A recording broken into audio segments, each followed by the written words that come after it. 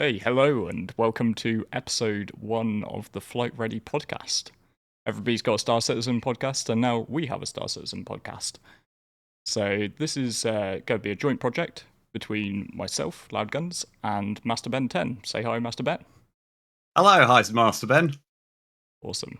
So, we are going to, each time we do one of these, we're going to delve into one topic particularly, have a bit of a chat. I'm going to turf this over to Ben shortly because he's posed our first question. Can PvP and PvE coexist in Star Citizen? We thought we'd start nice and easy. Keep it light for episode 1. And then we are going to probably every now and again we'll have a community dial-in where people can come on and you can provide your views so you don't have to type it all out in the comment section, although we'd love it if you did. Also, this is a brand new channel. Well, it's kind of brand new. It's the Frontier Consolidated org channel. You'll find all the links for joining our Discord down the video description below. And it's also really, really going to be appreciated if you can subscribe, like the videos, and help us get this off the ground. So with that in mind, I'm going to hand it over to Ben, because you brought this one to the table, and let you kick off. I did indeed. Thought, what's the best way to start up a new conversation than going for something that will really split everyone down the middle? And that's exactly what we're going for here. So the question is, can PvP and PvE coexist in the same universe? We've seen CIG's bigger idea of how the system will work, having safe sectors and dangerous sectors like Pyro, which we've just seen come onto the PTU. But is it really going to work? So today we want to try and cover that topic and hopefully come to some vague conclusion that maybe some of you will agree with. That'd be great. Or disagree with. Disagreement is A-okay. As long as you express your opinion afterwards, and then we can all read it and be like, is that correct? And then we go from there, really. And as long as we don't turn the comments section into PvP itself, so that would also be appreciated. That would be a good. Although the shard for the comment section is much larger, so we can all talk there. True. So let's begin with what I think is the big topic around PvP and PvE going together, which is risk versus reward. When I've seen this discussion come up a lot of times, people always mention the fact that if you had a PvE server, surely you would just remove most of the risk from the fast money making opportunities if we ignore any exploits. Is this something that PvP actually helps counter, or actually would there be other ways to get around that exact problem? No, I think it's an interesting one, and it's certainly something which CRG are thinking about, which is the thing which gives me the most hope in this topic. That was a key part of the 1.0 presentation at CitizenCon, the idea that risk and reward should be balanced, and you shouldn't have the ability to go and make infinite money. Because at the end of the day, I don't want to play Elite Dangerous. Elite Dangerous is a cool game. No knocks to anybody who enjoys Elite Dangerous. I found it really difficult to play because everybody I encountered had spent many, many, many hours in solo, where there was no risk, and they'd made billions of credits, and they'd done all of their engineering. And so I got excited about playing a multiplayer game, and then I found that the multiplayer game required me to play the solo game for a few thousand hours to catch up before I could compete in the multiplayer game. That's why I don't play Elite Dangerous. It's not that it wasn't an enjoyable space sim. It was. But, so I think there is definitely thinking at CIG about we need to make systems like Pyro high risk, high reward. We need to make systems like Terra low risk but low reward. Now, whether PvP acts as a check or a balance on people's money making, we've seen elements of that happen. Yeah. During the chaotic drug rush, it was very much Brio's safe. No, Brio's is not never safe. safe. and it was great. It brought the pirates out because they knew that there was this money making opportunity. Original Jumptown was like that as well, with groups actively fighting over control of this what was actually a glitch. but it's so it definitely does in some instances. But I think we do have to acknowledge that PvPers are not always just there for the honor of protecting the integrity of the game. Yeah. Some of it is, dare I say, murder hoboing. Yeah, I think that's so true. And we've seen that a lot with the beginning of Pyro. I know a lot of the missions are actually taking people to the same locations. I mean, all you have to do, I mean, I flew to a few yesterday. You just go in the area and you see 5 F8s there, and you think, I don't think you're here to do the cargo hauling, my friend. I suspect you're here for the cargo haulers, which is fine. But if the game's not big enough, it's impossible to have the variation or the feeling that there is actually safety for PvEers, which, dare I say, 2 systems isn't enough in a big multiplayer game without space. Yeah. But unfortunately, when you take the first step from 1 to 2, all of a sudden the issues seem a lot more prevalent when everyone wants to enjoy the new shiny thing. Um, and to call back to something you said earlier about people using Elite Dangerous solo modes or private modes to actually grind up and then moving to multiplayer, I could definitely understand the argument that people say, well, what if I always want to play solo? But I think the vast majority of people who watched any video on Star Citizen thought quite fun to have a friend or two around. So then at what point do you say, okay, you can have a few friends on this solo or PvE world, but then you can't transfer it to the PvP? Doesn't really make sense. There will always come a day where you want to play with a friend and you're, Polaris or anything even smaller than that, really. The fact that Elite Dangerous was set up to have one person do everything in the ship, whereas Star Citizen is just not the case. So you can't have some people on a ship on a PvE mode, but then you're not fighting anything. It's sort of, you defeat the objective of most of the ships in the game. Mm-hmm. At the end of the day, I categorically, and it would take some, I would take some convincing to believe that the idea that you could transition progress between different types of server is a good idea. I think that is honestly one of the things which killed Elite for me. Because I wouldn't care if Elite Dangerous just had a solo mode and you could choose to play it solo, a private server mode where you could play it with just your friends, and multiplayer official servers. The thing which kills it for me is that you can transition your progress seamlessly between those 3 types of server. And categorically, it is easier to rack up credits and make progress in the game when you don't have the risk of a PvP encounter with another player. So therefore the risk reward always logically pushes you to make progress on solo or in a private server with your mates, and then carry it over. Only go in PvP when you feel like you're up to it. Yeah. Which isn't the same. Yeah. You very much find yourself in a situation where you sort of finally log into the multiplayer version of the game, literally for a meetup or to trade some items between each other, and then you quickly run back to your own server. And if we take engineering or the new base building components as an example, if I do none of the work for base building and I've kept safe in my own solo system, but I quickly log on to meet you, Loud, and just quickly, you've got all the good components, give me those, and we'll all disappear again. That gets quite boring quite quickly, and also sort of, Oh yeah. you can already see the economy beginning to crumble. Of actually, there is no risk. You always need risk to make these things work. So Yeah. to pivot on that though, would there be a way to still have risk in a game without making the players feel like they're always under threat? Which I would say the hauling missions, especially right now, make you feel that way. So I think it's really interesting. The hauling missions in Pyro make you feel that way. Whereas I recently got into 4.0 and I've been doing my new player guide.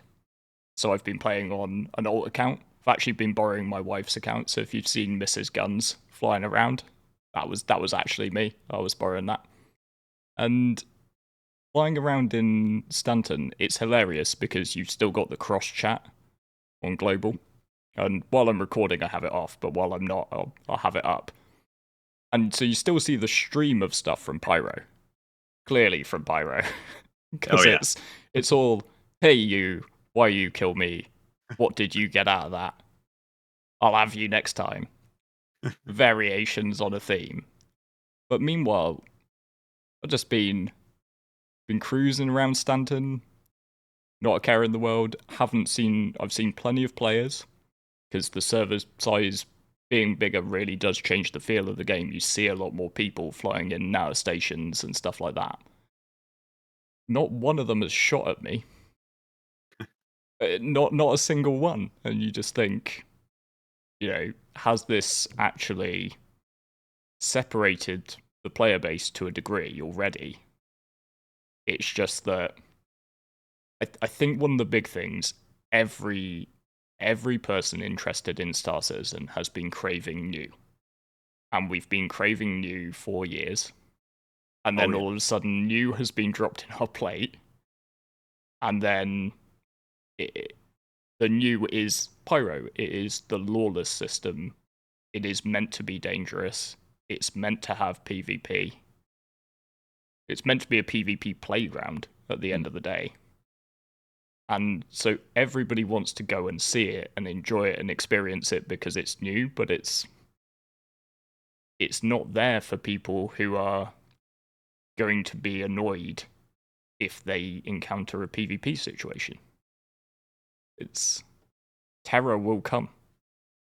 And hopefully that will be, so far the other way.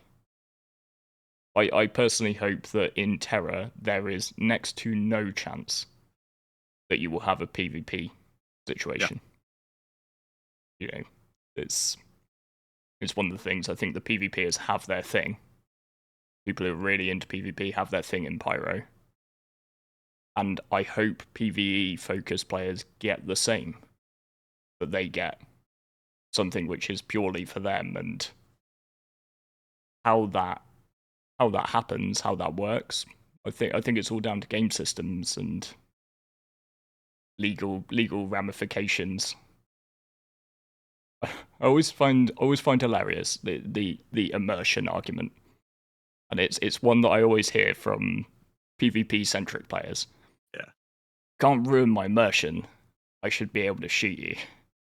I should be able to just blow you up wherever I want. That's my immersion. There shouldn't be any magic barriers. There shouldn't be anything that stops me doing it. And it's just like, the counter argument to that is, but what about the other person's immersion?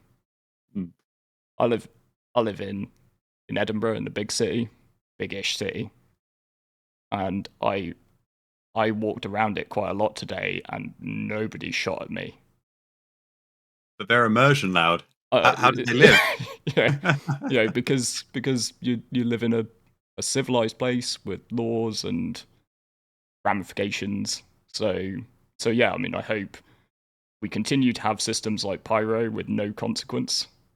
But I hope that when we get to more the other way, maybe just massively extended spells in jail if you kill someone.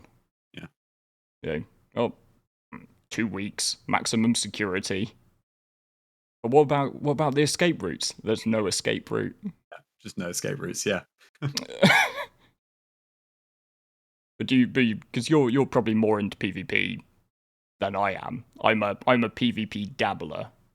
You are more of a PvP enthusiast. From a PvPer's perspective, does that sound fair to you? Is that something you want to see in the game? Yeah, I think so. I think that's definitely, in my mind, what the solution should be. When I look at, I think you definitely hit the nail on the head. Pyro is the new hot thing. Everyone wants to go try it. And right now, I don't think people have adapted to the fact that it's not Stanton 2.0. It is actually a totally different game within itself once you go there, and you need to accept that going in. From a PvP perspective, which, I mean, I still have never done anything more than hand mining in Star Citizen, and I've done about 1 day 5 cargo missions. So I did say I do mining now, so actually I do need to get around to that. And I picked up a vulture, so look, I'm a changed man. 2025 will be my year. Are you trying to shoot things in that vulture? Oh, for sure. Yeah, I heard it has like 2 size 1s. I'm happy. Yeah, that'd be great. No, but I think this is the solution, though. You need to give PvPers a playground to keep them happy, because actually, I think we've been very neglected within Stanton within the last few years. I saw a lot of the reworks coming out, which were definitely needed, and new game loops. And you look at PvP and you go, well, actually, if I wasn't in an org where we organized groups to go and do PvP together. You have Ghost Hollow. No one goes to Ghost Hollow. You meet like 4 or 5 people there a year, unless you're forcing something. And you have Jump Town, which can be quite good sometimes, but in reality, once again, after 2 or 3 days, it doesn't make enough money anymore to actually make it worthwhile to do. Um, so yeah, Pyro has given those people somewhere to go. Once you introduce more systems such as Terra, you absolutely can say, no, if you do PvP here, you will be heavily penalized. My biggest concern with that solution is the fact that this idea that the UEE or whatever security group will come to your rescue quick enough just isn't the case. We've tried QRF nights, we've tried to sort of get across the verse or get to a location to help people quick enough, and the reality is you can kill someone in a few 90 seconds maximum if they're really not paying attention or they're at least trying to fly away. What are you going to do to get the UE to somehow, or NPCs to appear to support you in that short space of time? Now, when we go to cities, I think we can definitely start to introduce some checks and balances like we have in Stanton with big armistice zones, or sort of force electromagnetic weapons locking, or it's not hard. They have a great law team. They will find a solution. And I think that's absolutely fine. And, when that day comes, we'll go on Spectrum and we'll see the exact inverse of the current conversation, which is why is PvP being banned in this section? The problem is we just don't have it yet. Yeah. So we just have to wait till we get there. But I do agree. I think that is the solution. Stanton is going to be that perfect midpoint between hostility and safety. Pyro is the end of the spectrum, so to speak, and then Terra should hopefully be the other side for the PVEs. And I'm sure there'll still be good missions there. But Yeah. at the same time, you could say, do I want to get some extra buddies on? We can do hauling or whatever in Pyro, have that extra risk, have that extra security, and then that's where you get the whole economy starting to work together as one cohesive Yeah. story instead of hiding in one section instead of another. Like, ultimately, I know in Eve, for instance, you have Concord, Mm. but because Eve is lower fidelity at the end of the day, it's a tab target MMO. They can react. So when you're in high sec and people are not meant to be PvPing, I find it fascinating that all the things written about Eve and talked about in gaming articles on Eve Online are all about the nullsec wars. But actually, you've got like huge amounts of the player base who don't get involved in that whatsoever. They like mining in low sec or high sec and doing PvE content in high sec, low sec.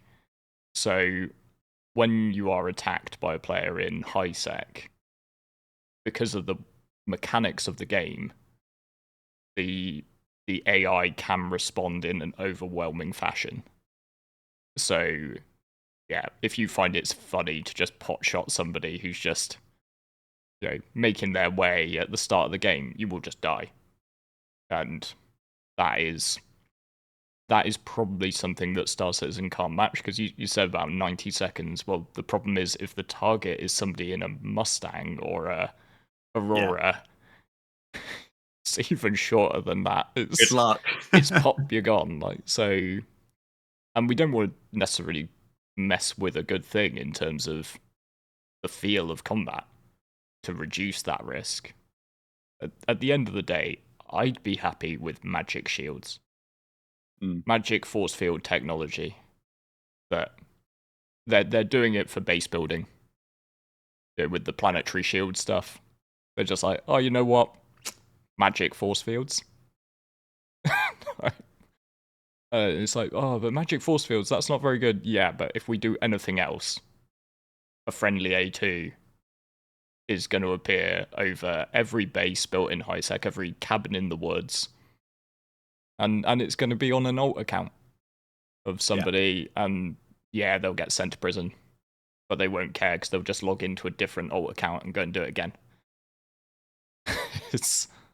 So ultimately, when it gets to the very PvE end of things, I don't mind magic solutions if it makes the gameplay good. One of the things I do sort of think is really important to say: the game needs PvE players. Oh yeah, definitely. A lot more people in the world who play computer games are into PvE than are into PvP. And part of it is always that the skill cap, the skill floor, sorry, get it right, on PvP is higher. So, but a lot of people just aren't into a game for that. They aren't into MMOs for it. And MMOs which have gone down the route of hardcore PvP, they tend to die. Yeah, people get bored. People get bored, the seals leave, then, hey, regardless of what rung you're on in terms of PvP skill, there comes a day when you're the seal. Then you find out what that feels like, and then you quit. So, so the game does need to maintain the population, to maintain the economy side of things. PvE players are really important. So the game does need to, even if you are a 100% out and out nothing else PvP player, you need PvE players to keep your game alive, so that you can play it for years to come. Like, that I think is an important bottom line to put on it. So even if you don't think this conversation matters to you, it does.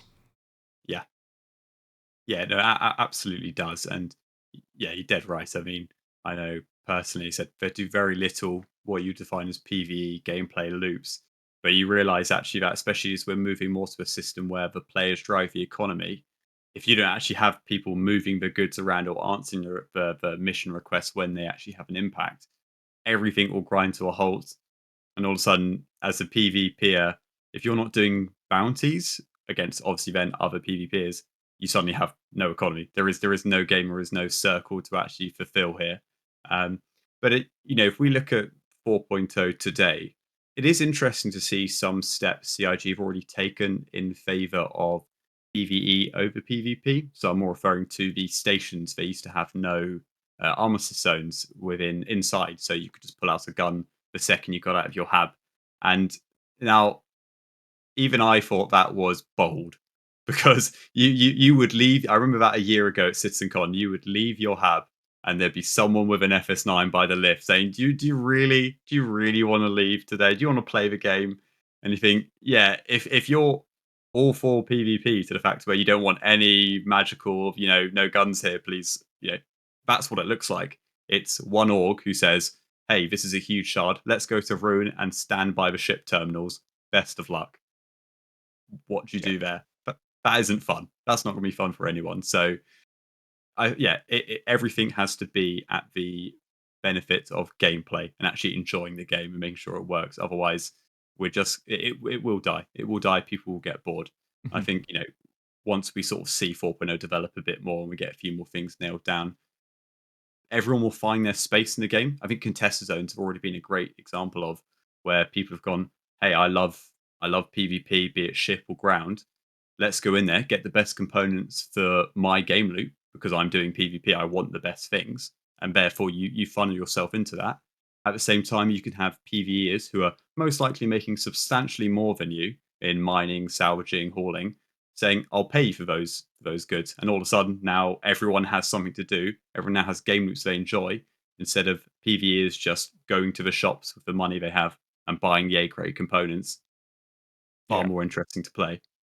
And I think that sort of gating is very good.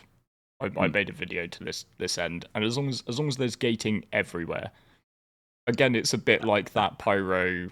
Pyro is the first new thing, mm, and then so Pyro is the first new thing, and it's a PvP system. The contested zones are the first gating, and it's gated behind a PvP thing.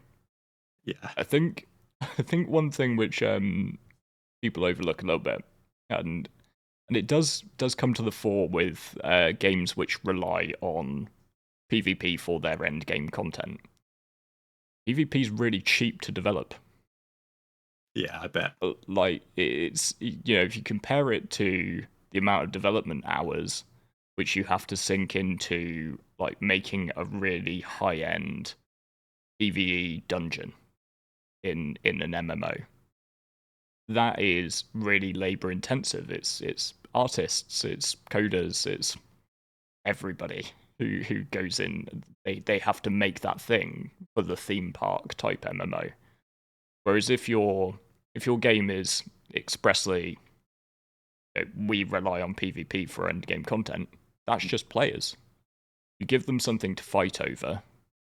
You maybe give them a low budget arena to fight in. I mean, when people are casting aspersions about CIG, oh, you're putting PvPers first. It's like, maybe don't read too much into that. Yeah. Because maybe that was just a thing that they could deliver as a feature quick in a timely fashion. They probably put all of those contested zones together in a lot less time than Siege of Orison took to develop. Mm. And there's 3 of them.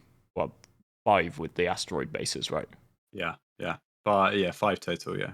So I bet those, which can then be run all the time on all the shards, fought over by loads of different people, bet all of that took less time to develop and less resources to develop than one big PvE event. Which then also, every time they run one of these things, right, it's server strain, it's... Oh, yeah. The amount of people complaining, it's probably the same people complaining about them putting PvP first, who are complaining about, oh, they put on Xenothreat, they kill the game. So the servers can't handle Xenothreat and a free fly. It's the classic. Just wait till we get a giant worm for PvE. I'm sure that'll be so smooth. It'll be fine. They'll run Siege of Horus at the same time, Xenothreat at the same time. This will be great. Don't panic about it. Yeah, it'll be lovely. I do think mention of the worm. Oh, yeah. And it also comes back to something you did say about the potential for areas of the economy to grind to a halt if there's, quote unquote, too much PvP around. So you can never get a cargo haul through, or can never complete a mission, and then all of a sudden aspects of the economy grind to a halt. I do think there really are elements though where people, and I always struggle to say that mining, cargo hauling, those types of professions are PvE. Because Okay.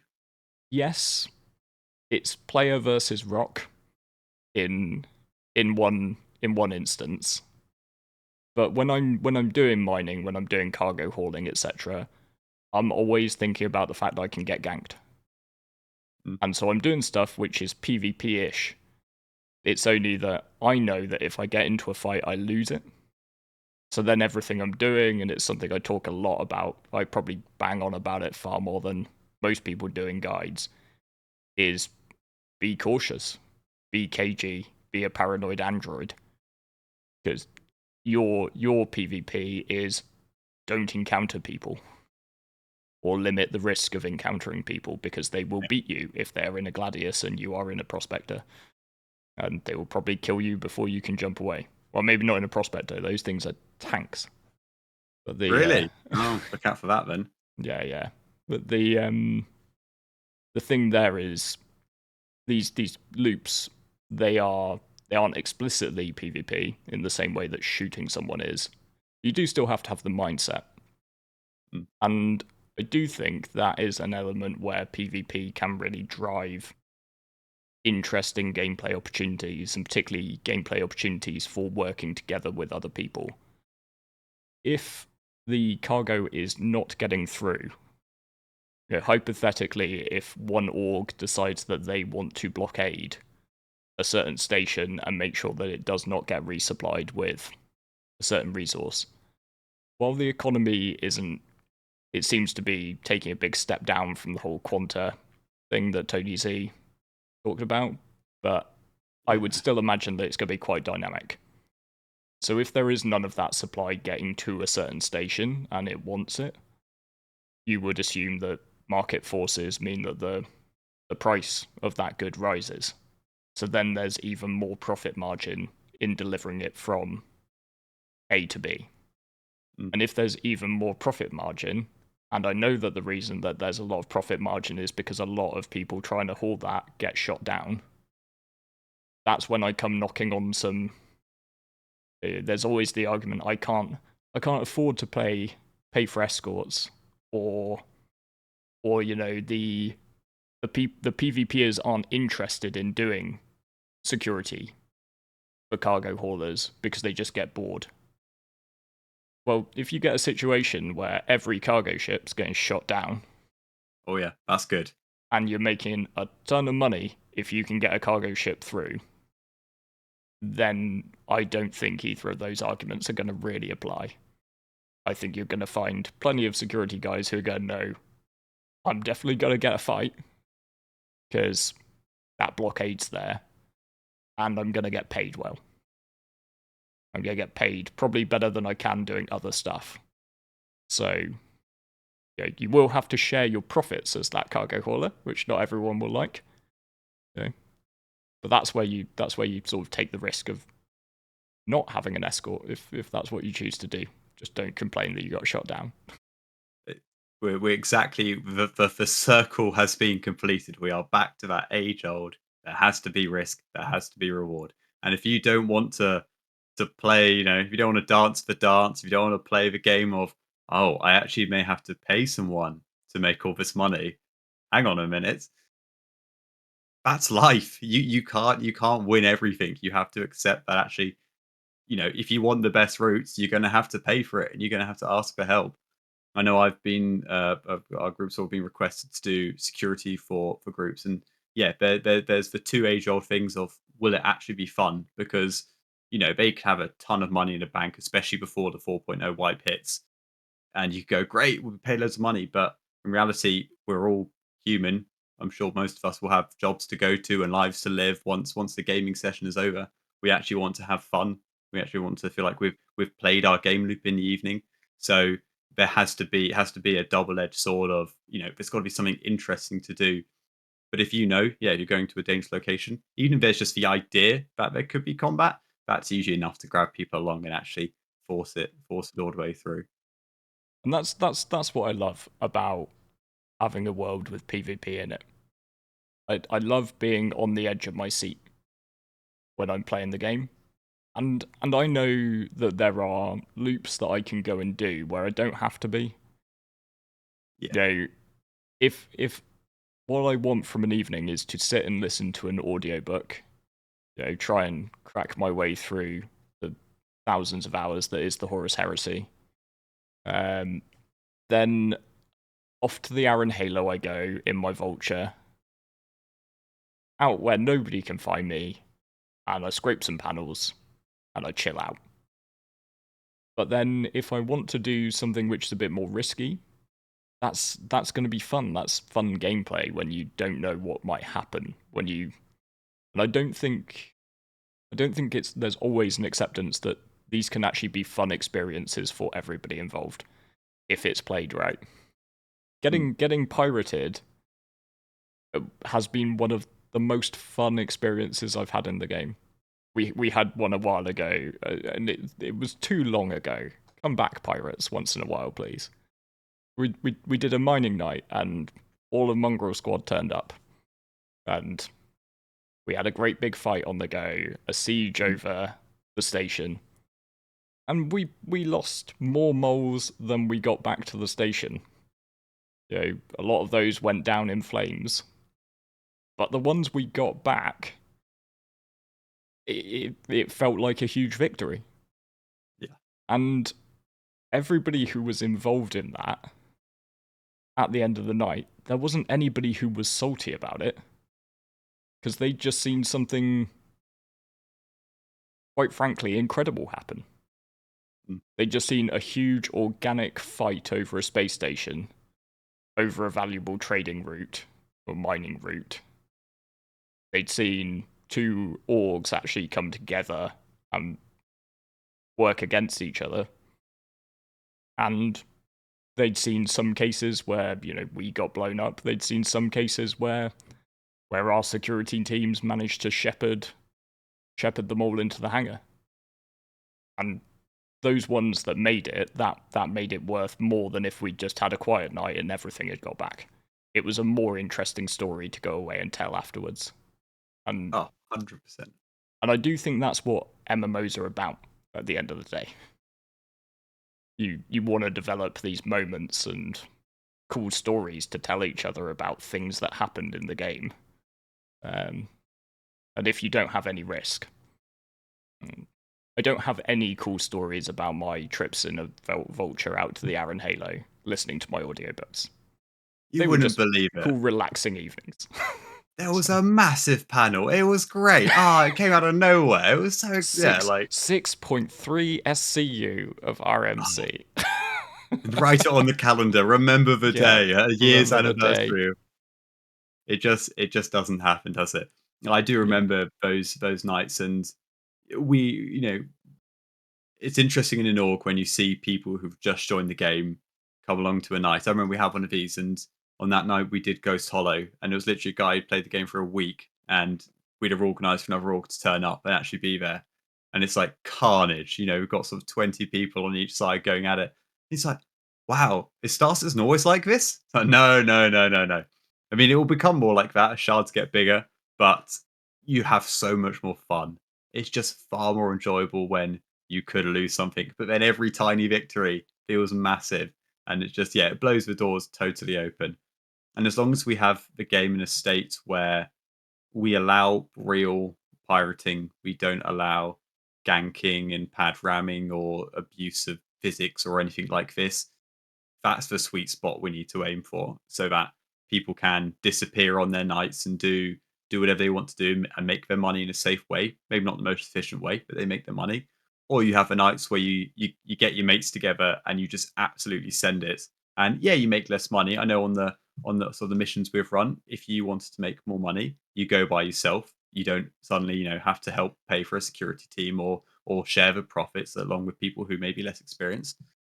But you won't have any stories from them, exactly as you said. You'll always get the social connection. And to be honest, I think the reason a lot of people game, especially something like Star Citizen or any MMO, is to actually have a social connection and have a conversation along with it, which is what I said earlier. Even if there were PvE or solo servers, you'd always want to come back, because it's no fun saying, it's like even the Elite Dangerous says, look I've just got my first Anaconda.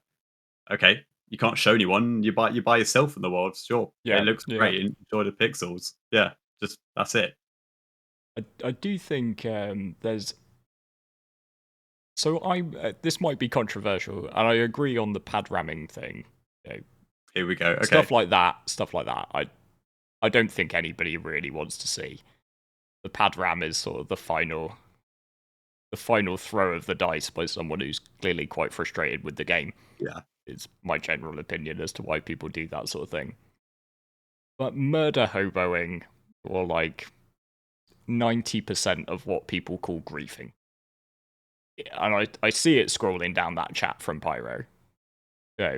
Why did you shoot me? You can't pirate the cargo. Why did you shoot me? You can't make any money out of this. I don't actually mind it. I'll be honest. I don't mind if, in the right place, like a zero consequence system like Pyro, and suspend belief with me for a second, and let's imagine there's a lot more places to go. Let's imagine there's that 5 systems. So if you're in Pyro getting murder hoboed, you knew what you were doing and you had a number of other choices of places to go. In those instances, one, I appreciate that there are players out there, very PvP oriented, and most of the time what they want is just a reaction. Ideally, and not a reaction in terms of a load of salt in general chat, but a reaction in terms of they want you to go away, they want you to come back with your fighter, they want you to come back with your friends. They don't Oh, even yeah. mind at that point if they get beaten, because they want to fight. It was the age-old one of like the easiest way to get consistent PvP in the PU in 4.0 in Stanton wasn't to go bounty hunting. It was to go red. Get a Yeah. bounty on you, because then people will come to you. They've got that god marker to get straight to where you are. But that will guarantee you fights far more than trying to bounty hunt people who just QT away. Mm. So that's what a lot of the people who do it want. They want that sort of reaction. And you know, if it bothers you and it's not something you want, just imagine, just put a bit of an RP hat on. I enjoyed Firefly a bit too much. I'm pretty sure a lot of us space nerds enjoyed a bit of Firefly. Just, those people are just reavers. They've just been out in space too long. They've gone a little bit mad, and they've got that killing lust. Because dangerous space is dangerous, and that happens to people out in the void. So if people just want to shoot things for the sake of shooting things, I'm absolutely fine with that, as long as there is a place they can't. Yeah. And I think that's one of the challenges for the game in general. I think if there were places where they literally couldn't, I don't think anybody would have a problem with it. But I don't know. Of course, some people would have a problem with it. Oh yeah, I can hear the comments right now. But like, that would be at one end of the spectrum, and a lot of people in the middle, they'd be like, fair enough. So, in which case, let's imagine the scenario. Breaking news: LoudGuns promoted to CIG director of the PU. You're reading Spectrum. Everyone's saying, "Oh, it's a terrible problem," and obviously they're always the majority. Would you do anything about what the current state of the game? Do you think there's anything right now? You can ask me in a second as well. Do you think there's anything right now in what we'll call the PU 4.0 that could be adjusted to make people's lives better, or is this merely a scenario of people need to adapt to what the current game is? The one thing I would say, for starters, if I was some sort of CIG director, I don't think I'd even have a Spectrum login. Oh, But for sure. maybe a very limited one to the actual feedback channels.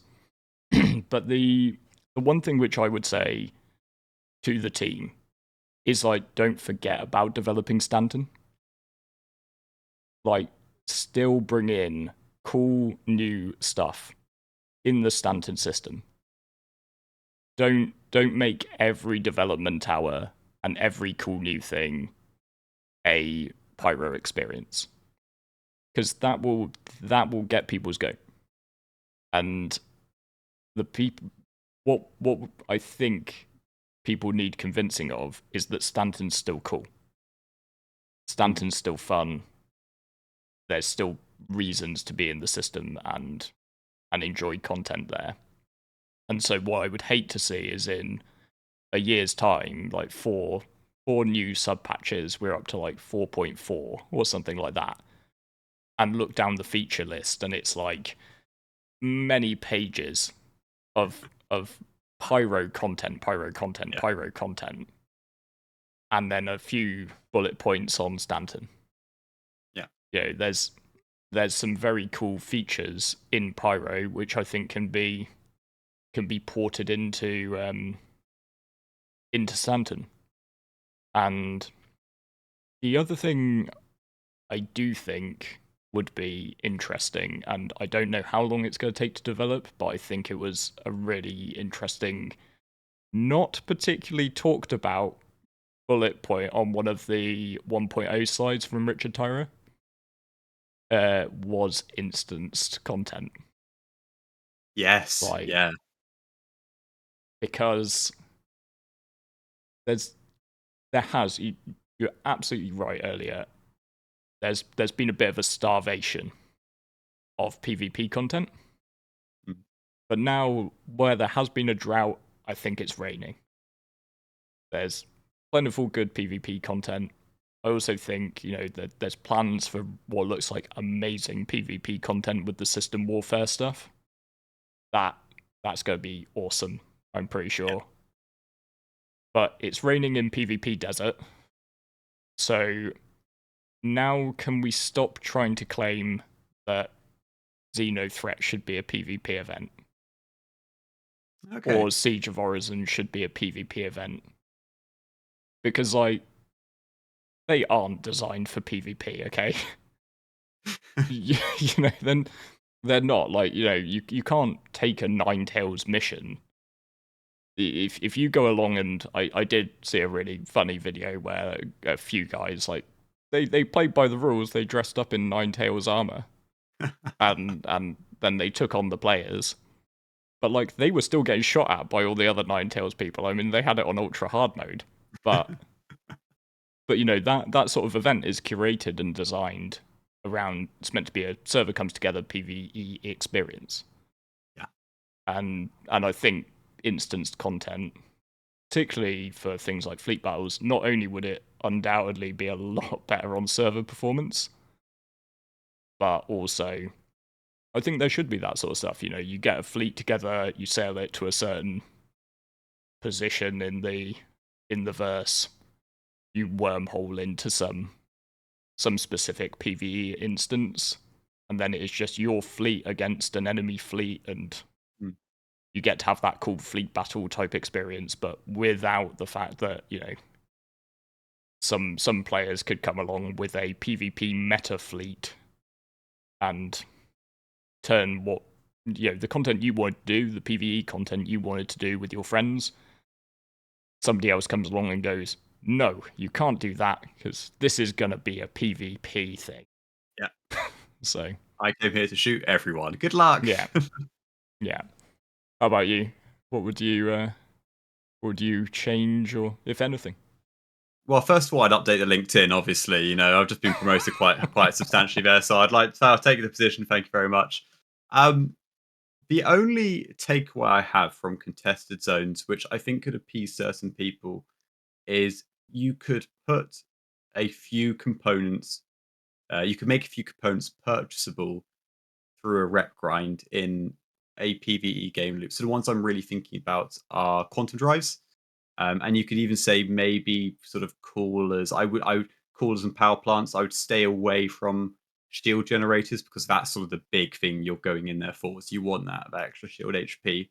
But if you said, oh well, if you mine to a certain level, you pay a certain amount of commodities to a guild, which I know they're sort of talking about in the future, will give you access to purchase a size 1 grade A power plant, industrial power plant. So suddenly you've got an option of going, well, actually, okay, I sort of more focus in this area, so I can still get those components without having to either go to those zones myself or ask my mate over there to go in there for me. Now, I think that does obviously detract from contested zones a bit. So the problem is it's one of those spider web solutions where, okay, we're gonna offer certain components through this mission. The second you do that, you then have to make components, different components actually mean something. So right now, I mean, the difference between industrial and a military component is so minor. It's a few EM cooldown times and things like this. It doesn't make sense. But if you actually made military grade components substantially better in some capacity, it could be resistance, it could be rev recharge time. Then yeah, you sort of appease both sides of the fence where I can still get some grade A stuff, you can still get some grade A stuff. But if you do the PvP side, you get better things for PvP ships. I think that'd be the only change I'll make. I totally agree about instance content. I know they did the very, very short speech about going deeper into the sewers of Area 18 and all the sort of the dungeon crawls through there.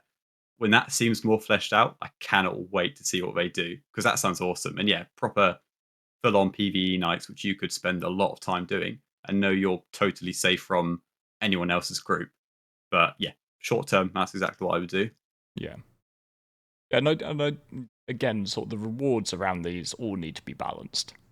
Yeah. Because if we've got two hypothetical situations, one where a bit of content that I need to bring my fleet prepared to fight other people, and another where I need to bring my fleet to fight some NPCs. You know, and NPCs in every game that I've ever played, they can never be as challenging as human beings. No, never. It's I know that there are some aspects like it's always very difficult because with robots they can make them perfect. You can make every, and sometimes you felt it on some of the servers, right, where a server's really popping and then all of a sudden you find yourself up against some sort of elite force of Ninetales who can all just 360 no scope you. But generally players are always go off for the ultimate challenge. And so, harsh as it might sound, I do always think that if we're going down a risk-reward route, the reward from PvP-centric loops should probably be more than, like, better than the rewards from PvE-centric loops. The other part of reward, though, isn't just the loot you get or the credits you make, it's the fun you have. Yeah. And so, if by denying PvP in certain areas, you can ensure that the curated theme parky PvE content is really enjoyable, then that should be considered part of the reward, Some of the runs we did of Siege of Orison were so much fun. Yeah. So much fun doing it as a group and really getting into it, seeing loads of people around you, sort of splitting up the objectives and going and min-maxing them a little bit was just great nights of fun. So there is that angle. Well, I think the good thing about a space game is there is enough, no pun intended, space for it all. You can have entire systems which have different themes, different feels, different gameplay. You're not all crammed into one quite small map trying to make it all work. So it's definitely a benefit. Yeah, you absolutely have the opportunity to just leave. You have the era, do something in it. You don't have to force everyone to go to the same locations. And I know they showed off the tech. I'm sure you may remember the name of it, which allows multiple. So we're going to add more locations to Stanton sort of fairly easily. That to me seems to solve most of the problems because just slap a boatload of AA turrets on them, and all of a sudden you have your deterrent to not try and go to them. But if you want to do your missions around there, you can. You're fairly safe. You don't need to risk it on the. I mean, even when I go to Pyro and I land somewhere, I'm sort of looking into the sky saying, "Where is the A2 which will remove my ship and send me straight to the Discord asking for a pickup?" I mean, I don't feel safe at all, which I quite like because so you really think about landing a bit more. You don't just slam your landing gear out and go, "Great, I'm going to sit down here for 20 minutes." But the balance will come. It's not here just yet. Yeah. And don't forget about Stanton. That's basically, that would be my key thing. It's just like as players, like I know Pyro's the new hotness, but Stanton is still fun.